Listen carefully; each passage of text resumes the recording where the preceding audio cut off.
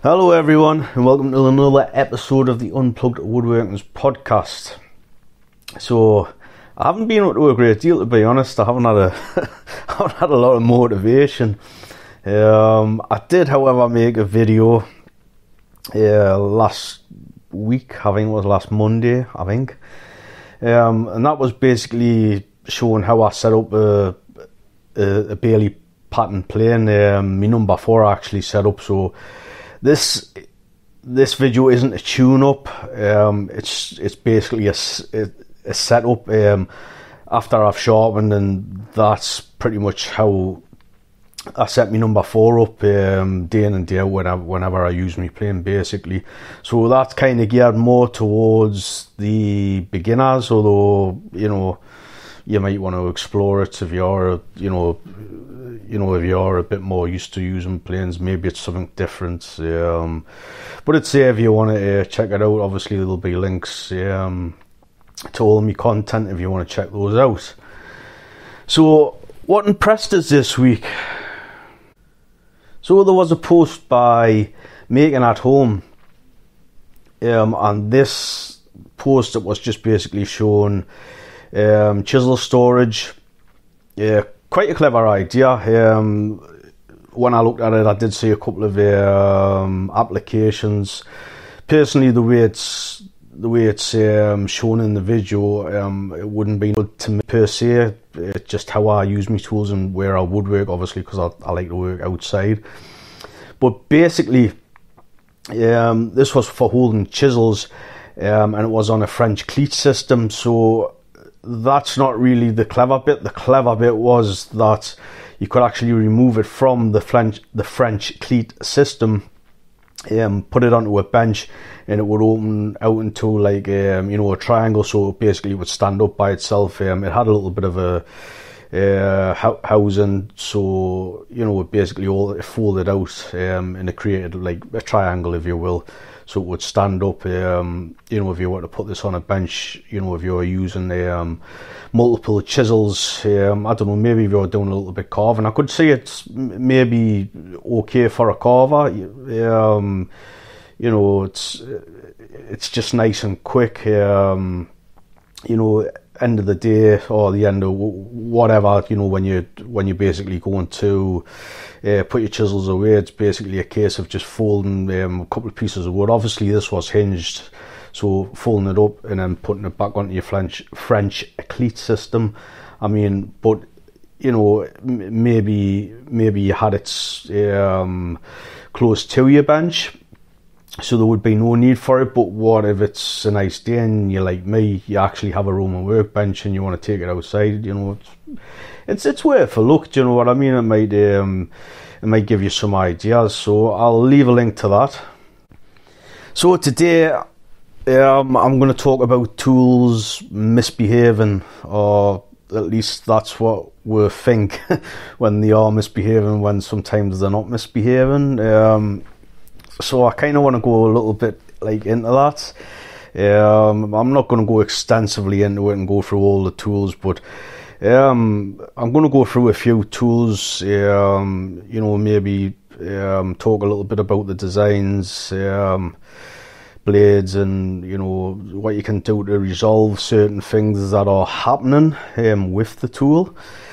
So first on the list is a Spokeshave. So there is a few different patterns of Spokeshaves. A couple of the common ones, or at least there's only 2 I can think of, to be honest with you, but I'm pretty sure there is more patterns. So you've got your Stanley and Record one, which basically once the blade's in, you get the iron cap, put the iron cap over. It's pretty much the same way as what you would do up a Bailey pattern plane, like a number 4 plane. So it's got the screw, and you would put it over the screw. The only difference is with the Spokeshave, you've actually got a thumb screw that you'll actually screw up, tighten up, and obviously that clamps everything into place. And with a number 4 plane, it would just be like a little lever what you would flip up, and it's it locks everything into place. So one of the problems, or misbehaving, if you will, things with the Spokeshave is that you can get a lot of chatter. Again, before I go any further, these are my opinions. This is my experience, so it's not the be all end all. So please, bear that in mind. As I said, these are my opinions. So one of the problems is chatter with the Spokeshave. I think one of the first times I used a Spokeshave, and I couldn't quite grasp, why it was doing it.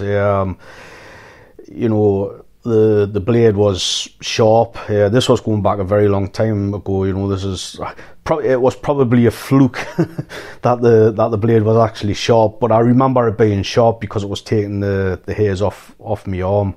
That's how I used to gauge, how sharp my tools were. If it wasn't taking the hairs off my arm, there was something wrong with it. It wasn't sharp enough. So there was just a lot of chatter. So one of the things with this, when you are getting a lot of chatter, it can be a few things. So the first being, it can be a bit too harsh, of a setting.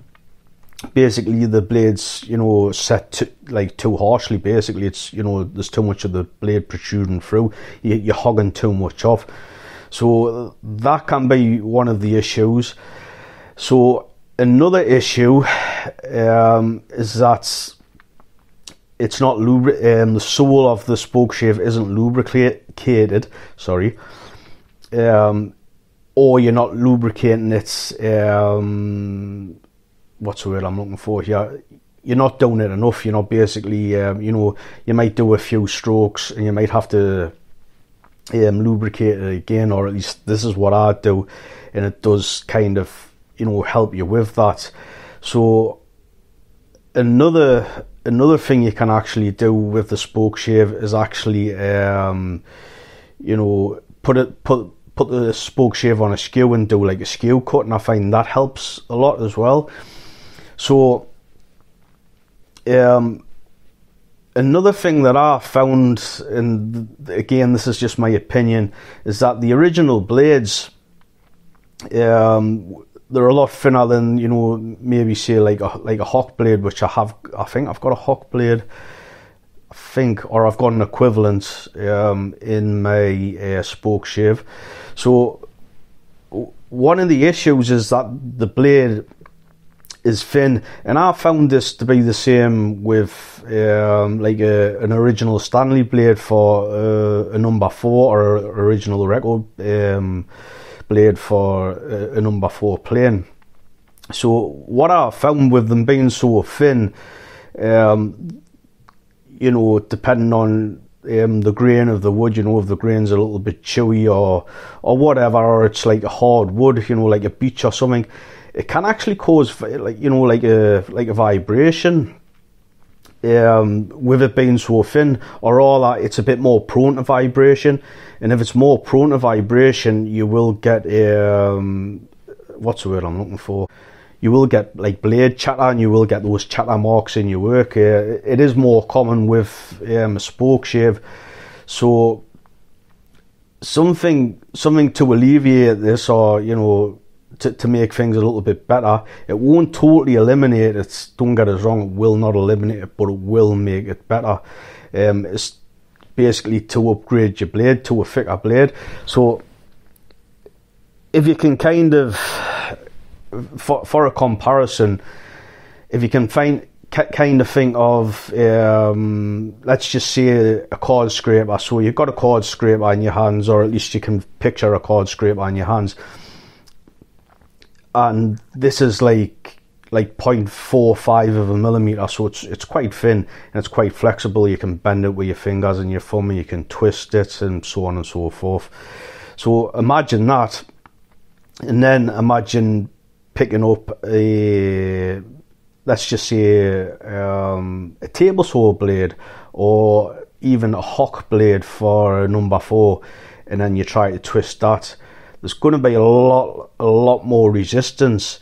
So, you know, you could even imagine dragging a hock blade over a piece of oak to scrape it, and then you could imagine doing it with you know, just with a scraper with one hand, sort of thing. You can see there's going to be more play in the card scraper. It's kind of the same thing, at least this is my opinion and my experiences. It is actually the same thing with like the original blades. They're just too thin. I also think the design as well, to get into it a little bit more. So I personally think that the cap iron on like a record or a Stanley Spokeshave, I personally don't think it's the best design, and I think the design itself allows some movement. So to compare this with like kind of like a Lee Nielsen pattern, where you've got 2 thumb screws at either side of the blade, and you've got a piece of metal going across, and it's basically like strapping the blade in. Now, I find when you use these that you get less chatter, and obviously the reason for this, or at least the reason that I believe, is because I actually bought one of these some time ago. I actually broke it because I was too heavy-handed with it, like, but I should actually buy another one, because I did enjoy using it. So I thought it was better than the record one I've got, or is it a Stanley? I can't remember if it's a record or a Stanley I've got. Regardless, it's the same sort of pattern. So when I got this was a Luban. I think like the correct name's like Quishang, something like that. I've talked about these. You can actually purchase these off Workshop Heaven if you're in the UK. I think they do deliver worldwide still. But it is actually quite a good plane. So the difference with it, obviously, it had a thicker blade in it, and it had the steel strapping, like, you know, basically strapping the blade in. And for me, you could just feel it. There was just less chatter in it altogether. And I'm talking about not even you know, lubricating the sole that much, you know, and you know, you could just tell the difference. That's not to say that, you know, the Stanley or the record type is inferior. I'm not saying that. I'm just saying I personally think that the blade in the Luban, or the Lee Nielsen, if you like, design, it's grabbing the blade better. It's holding the blade more securely. So if it's held more securely, there's less movements you know, going to be allowed. And if there's less movement going to be allowed, you're not going to get that chatter, or at least you're not going to get so much chatter. Again, that's just my opinion. You know, I'm not really favouring one over the other, to be honest. But you know, make of that what you will. So while I'm on it, I did kind of touch on the number 4 planes, or you know, this could go, you know, number 3, you know, number 4, number 5. As I said, you know, I did find that when I changed the blade, you know, it was better. These, you know, I've seen a lot of people saying, oh, I can't see and I've seen videos of people saying, oh, I can't see the difference between a hock blade and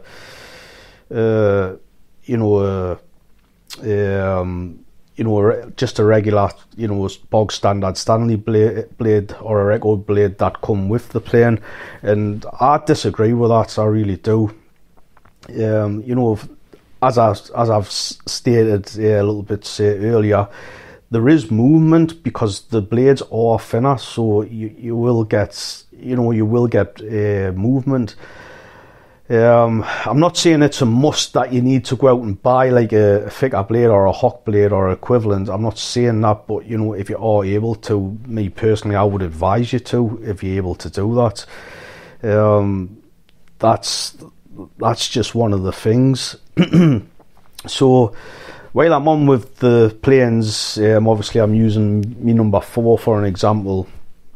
Another thing, this is probably more if you're new to woodworking, when you're sharpening, probably, especially if you're sharpening freehand, this is probably going to be a problem. And I come across this problem myself, and I actually sent an email to Mr. Sellers, and Mr. Sellers was very kind enough to actually reply to us. This was some years ago, this actually. So he was very kind enough, I explained my problem, and he sent us a message back, and what he said was actually the problem, which, it just goes to show how much experience he's got, So what the problem was that me blade, it was razor sharp, and it was taking the hairs off me arm, not a problem, it was really, really sharp. But when I had it in the plane and I was trying to plane with it, it just wouldn't plane, and I was like, what gives? So basically what I was doing when I was sharpening, when I was pulling it back towards myself, the blade, I was actually really lifting the back end of the blade up. So, for argument's sake, let's just say what everyone can probably relate to. If you're sharpening a plane iron, this is a blade down. This is just a regular number 4 Bailey pattern. Excuse me.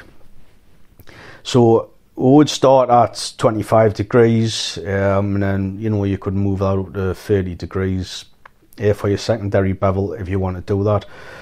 Or if you're kind of doing it the way I do it now, I kind of move through a range of angles. Basically, do you know what it is? I've never really measured any of the angles. I do know I try not to go past 30 degrees. So the highest I'll try to lift my blade is 30 degrees, and probably the lowest that I'll go, I don't know, maybe 10 degrees for argument's sake, but I'm constantly moving it. I don't stop at 10 degrees and try and keep 10 degrees. I'll be moving, it through, say like from 10, then it might go to 7, it might go to 15, then it might go to 18, 20, 25, then to 30 degrees. This is all as I'm working, so I'm not actually getting I'm not shooting for a straight edge. I'm actually shooting, for a bit of a curvature. So my problem was that when I started doing it, I was pulling it back up, so I was going somewhere in the region, I'm just guessing here, I might have been somewhere in the region of like 50 degrees. So basically I was creating too much of a belly on the blade, and that was basically creating a heel. So instead of the blade instead of the sharp edge making contact with the wood, the belly, or the concave, is that concave, convex? I always get these mixed up, concave, convex. I think it's a convex. So the convex, I was creating too much of a convex, and what I was basically doing was sharpening the edge further back, so it wasn't creating contact. So basically I've just got a nice smooth edge making contact with the wood, and that's why it wasn't cutting. So just like kind of be mindful, as I say, this is more kind of maybe set for the beginners, or maybe someone who's just getting into hand tools. It's easily done, or at least it was for me, and I was scratching my head and I was just like, like, what's going on here? So as I said, Mr. Sellers kindly replied to us. So saws misbehaving themselves, some of the things that I've seen, the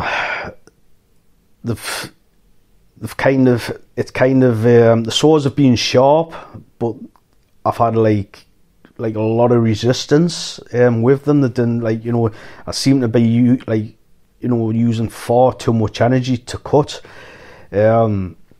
to give you an example of this was when I was like predominantly using Western saws. I do still use Western saws, but it tends to be, you know, very rarely now. I do just prefer me Japanese saws now, but I'd actually sharpened the saw, and I'd put some set on the saw. So lo and behold, to me, you know, at the time I didn't know I'd put too much set on it, and there was too much set on it.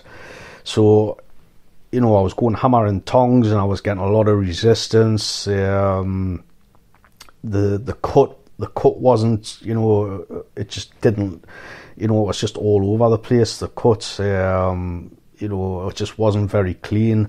And as I said, I was like, you know, using a lot of effort. I was like, you know, putting myself out of breath quite quickly. You know, going back, like, you know, when it was happening, you know, I was quite fit at the time. You know, I was exercising a lot, so I was like, I'm not saying I was an athlete, but, you know, I was really, really super fit at the time. It's the fittest I've ever been in my whole entire life.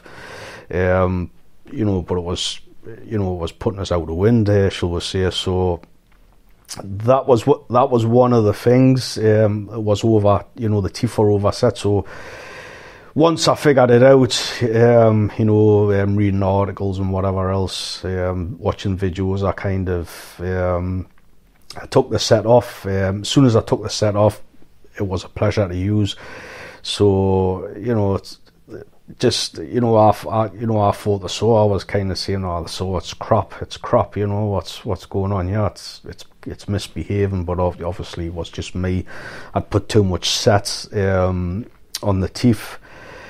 So for anyone that doesn't know what set is on the teeth, if you look down the saw, the blades, or all of the teeth, will one tooth will be pointing to the left, and then the next tooth will be pointing to the right, and this will be the case going all the way down the saw.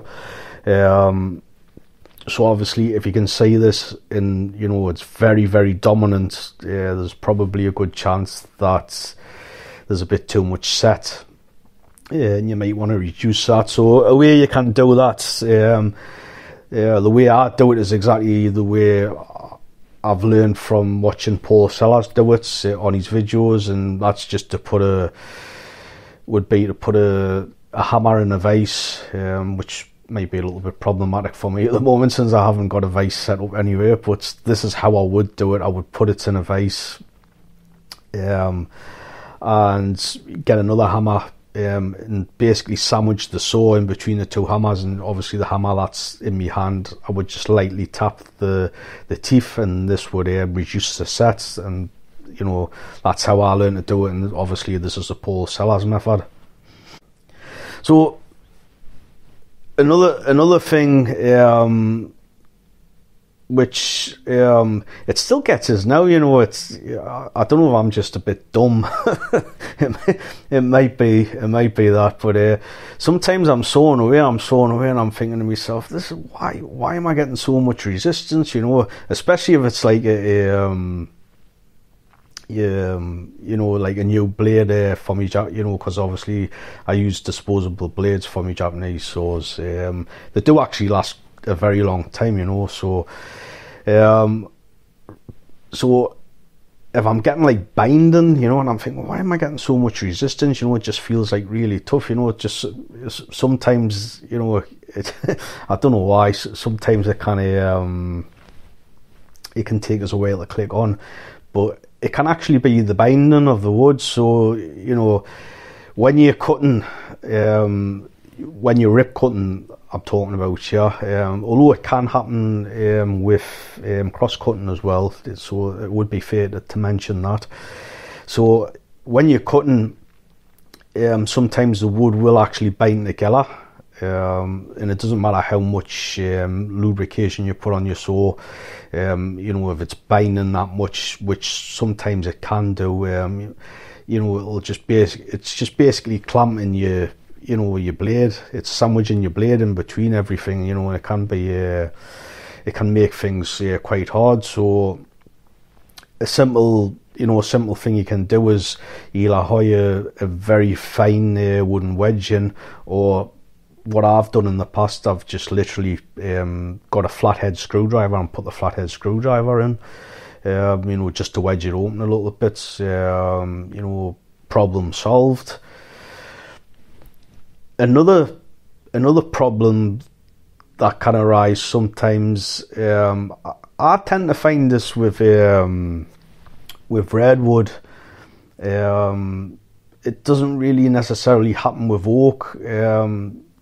Basically, all the oak I use tends to be kiln dried or air dried, so I don't really get this. But as I said, with the redwood, especially this is just ripping this. I don't really tend to get this problem with cross cutting, but when I'm ripping, the teeth tend to get clogged up, and it doesn't. I've basically got to like take the sawdust out of the blade with my fingers. You know, obviously run my fingers down. So with the redwood, I'm kind of thinking redwood tends to be more like resiny or sappy, if you will. There tends to be more moisture in the wood, rather than, you know, the likes of oak, obviously, when it's been kiln dried or air dried. So it is like more of an oily wood. So that can be a little bit of a problem. Same again, if you're just starting out or you're not used to using like a handsaw a great deal, you might not necessarily, you know, click onto it straight away. But yeah, I mean, me now, I'll automatically stop every, I don't know, let's just say for argument's sake, every 5 strokes I'll actually take my saw out, run my thumb and my finger down the blade, remove all the, you know, the sawdust. Obviously with a Japanese saw, I would pull it back towards myself, so obviously I'm not going to cut myself. So, you know, just one stroke down, it's going to remove all the sawdust, and I'll put it back in. You know, I won't wait until it just, you know, it feels like it's not cutting. Where I think this could be a little bit of a problem for someone who wasn't aware of this, because, you know, they could be going hammer and tongs and just like not really getting anywhere fast. You know, and they might be like, what's going on here? Well, obviously I've done this, you know, I've been going hammer and tongs, and, you know, there's not much action going on, and that's just because it's, you know, it's all clogged up. So that was kind of another one. The most obvious one, that's not very common, that a lot of people don't know, is lubricate your saws. You will get binding, and it will cause vibration, and it will cause, like, you know, things just to be tougher for you. You'd be surprised at how many people don't know this. I'm probably talking more like non-woodworkers, shall I say.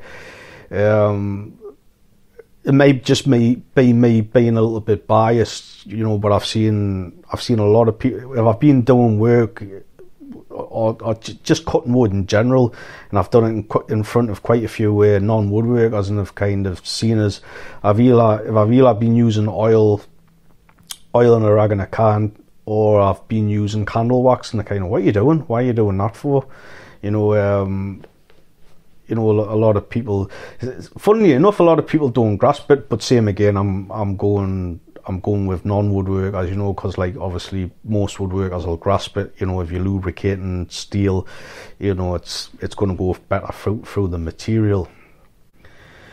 But I mean, for such a long time, I didn't actually lubricate me blades or any sort of steel. You know, I didn't know any better. So it's funny. It's like, if there's any beginners or anyone that's just getting into hand tools, it'll be funny if you've been using hand tools or saws for a number of weeks or a number of months, and then you start using some sort of a lubricant, whether it be like 3-in-1 oil, you know, in the oil and rag can, the Paul Sellers oil and rag can, or if you just start using some candle wax. You know, it'll be funny of how much, you know, you'll start using it and you'll be like, wow, how much easier is that? You know, when you're soaring or planing, you know, anything like that, it's a big difference, or at least I found it to be a big difference. So next on the list is plough planes. So, you know, these can, you know, kind of be misbehave themselves a number of ways. So these can be alleviated quite you know, quite quickly. So the first and obvious one is going to be resistance. Again, use some lubricant. You know, it's, you know, I do this with all my tools. Even on the fence, on my plough plane, I think, is it a number 42 or a number 43? I can't remember now. And this is a Lubricate one. I've spoke about this quite a lot. It's such a small, compact, you know, plough plane, but it really packs a punch. You know, it's really good, and it has actually got it's got like a wooden fence. I can't remember what the fence is made, but the fence was supplied with the plane when I bought the plane, so it's not something I've, you know, put on myself. But even that, I lubricate that. You know, I'll run me you know, I'll run some you know, oil on that, you know, in the rag in the can, you know, and that helps. So another problem, or, you know, you could think it was misbehaving itself, would be when you actually start making a groove, and you'll get like tear out. So, you know, a lot of people think, well, what's going on here? You know, it's, you know, the blade's nice and sharp. You know, I've been, you know, careful with the you know, with the fence, making sure that it's making contact with you know, the side of the material at all times. So I don't understand why it's you know, creating like a little bit of tear out, or, you know, it's veering away from where it should be. So this is usually to do with the grain. You know, the grain might be you know, pulling its or not pulling, but the grain might be leaning towards the outside of the piece. You know, it mightn't be a straight grain piece of wood that you're doing. Obviously this can still happen a little bit if it's a straight grain, but obviously it tends to be a lot less. So basically, when you're advancing the blade forward, with the grain leaning out towards the outside where the fence would be, the blade just wants to go the path of least resistance, so it'll have a tendency to follow you know, follow the grain. So this is more predominant when you're starting to cut off. So, you know, your first few strokes that you do, obviously the deeper you get, and then the blade and the plane itself will just follow the groove, because you've created a groove, so it tends to want to follow the groove. Obviously you've still got to be careful and, you know, make sure that the fence is making contact with the piece of wood. So something you can do to alleviate this is, like, first of all, be careful, you know, be mindful of what you're doing. The second would be to use a mortise gauge. So basically you would set your mortise gauge the same thickness as, you know, the blade. You would centralize it. Just say you were making some sort of a panel door, you know, so you would set your mortise gauge for that, obviously for the plane to remove the middle portion. You know, and run that down, so you're creating two tram lines, if you will, going all the way down where you're intending on putting the groove. Obviously, so when you start you know, using the plough plane, you know, your first few strokes, you know, it can't follow the grain, because you've already put in the indentations, or the cuts, if you will, you know, actually into the wood. So it's just basically going to follow them tram lines, or it's not going to allow itself to go past them tram lines. And as you're going down, you're creating a groove. So by the time you've used those, by the time you went past those 2 tram lines, you're going to start being like into the groove. So that's going to help you out a little bit. I mean, sometimes you don't have to use it. I mean, if I look at a piece of wood and it seems to be pretty straight grained, I won't tend to do it. But if I look at it and think, you'll get to the point where you should be able to look at a piece of wood, and you can see the grain running out. I mean, I use oak a lot, so it's pretty predominant when I'm using oak. I can see that, and I know straight away. But obviously, this is just through doing it that many times, so it is, it's just practice more than anything. So while I'm on with the Mortise Gauge, a few things with the Mortise Gauge, you could actually say it's kind of misbehaving, so on and so forth. So the Mortise Gauge I've got is actually a Marbles. I've had 2 of these, I believe, or 1, 2, maybe 1 or 2. I can't quite remember now. So with the 2 of them, I have actually had them, the shaft actually expand. And obviously it's been so tight, and obviously it causes problems. So a quick fix for this, or the first inkling, would be to use a plane, but I would advise you possibly not to use a plane, and I would advise more for you to use maybe a card scraper and take a few shavings off for the card scraper, because basically the card scraper is going to take off like a really small shaving. And the reason for this is because obviously depending on the time of year, wood will shrink and wood will expand.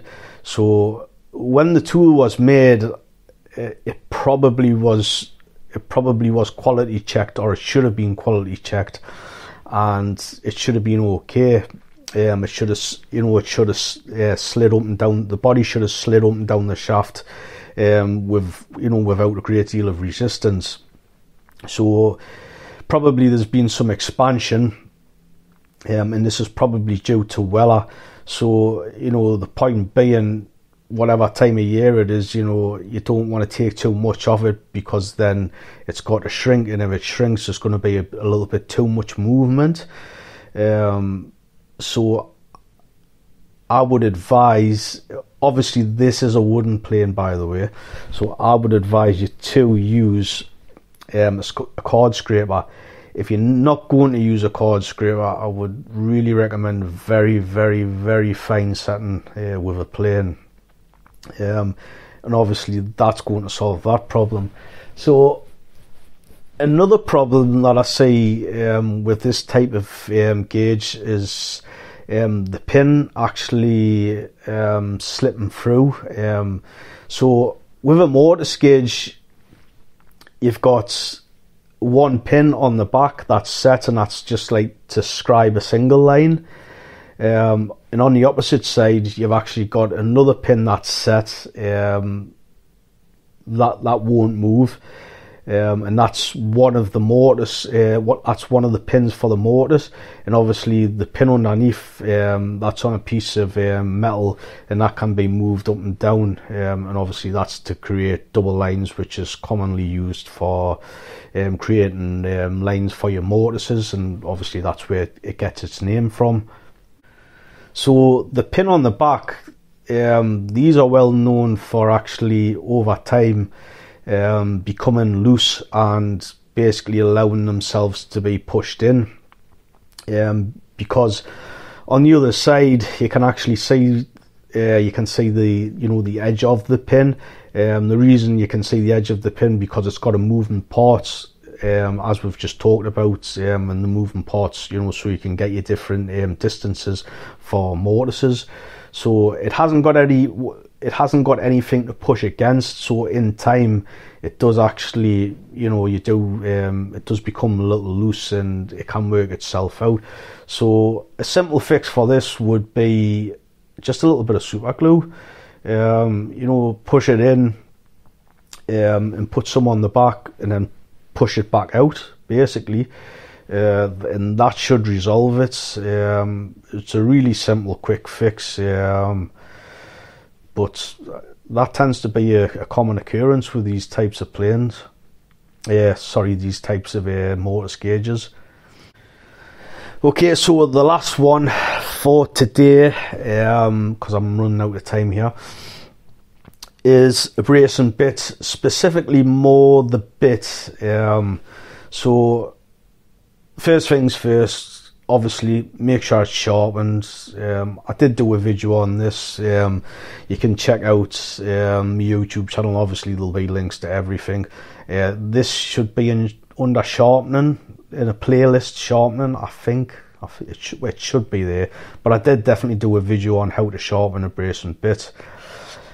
So one of the problems with Abrasion Bit, or obviously the bit, is the screw portion, especially if you're using oak. For me it is anyway. So when I'm using oak, what tends to happen is that the screw portion gets clogged up, and obviously if it gets clogged up, it doesn't, it can't bite into the, the new section of wood as you're progressing through the wood. It's basically the same way as a screw. A screw will pull itself through the wood, and obviously a bit for the Abrasion Bit actually pulls itself through. But if the screw portion's clogged up, it can't pull itself through because it can't screw itself through the wood. So you cannot, or at least I cannot, totally eliminate this. But what I find is that before I start doing basically drilling the hole, what I find is that if you use some candle wax and give the screw portion, thicken it with it, basically clog the screw portion up with wax, it does actually help it quite a lot. Also as well, this only tends to happen in bigger portions, bigger drill bits. So me 1.25 inch, me 1 inch, doesn't tend to happen too much below that. So me 1 inch and my 1.25 inch, they tend to be pretty problematic. So I do use the candle wax on the screw portion. Bearing in mind, on the larger one, the largest one I actually own is 1.25 inch. I will actually, not just put the wax not just on the screw portion, but I'll actually put it, on the cutting portions as well. I'll just, be generous with it. And I do find this helps, obviously, because you will get a lot of resistance if you're just using a regular bit. If you're using a regular brace. Obviously you can get braces where they have, they are bigger, so you get more leverage with them. I don't actually own one of those, although I am keeping an eye out for one. I'm not going to go out my way to buy one, but if I should come across one in a flea market, etc., I will purchase it, because it is common for us to use 1.25 inch bit. So yeah, I would definitely recommend giving that a go. As I said, it doesn't completely stop you from getting clogged up, but it does help. So yeah, I'm going to call it a day. As usual, if you've got any questions, leave us a comment or send us an email, however you want to get in contact with us. Again, thank you very much for everyone listening. I really appreciate it. Moving forward with this year, I'm going to try and keep the podcasts a bit more regularly, because I have been missing weeks here and there, but obviously that is due to work and due to being busy when I do actually get home. So I am going to try and pre-record, some for when I do actually go away to work, but I'll see what happens. So again, thank you very much, and until the next time, I shall speak to you guys later.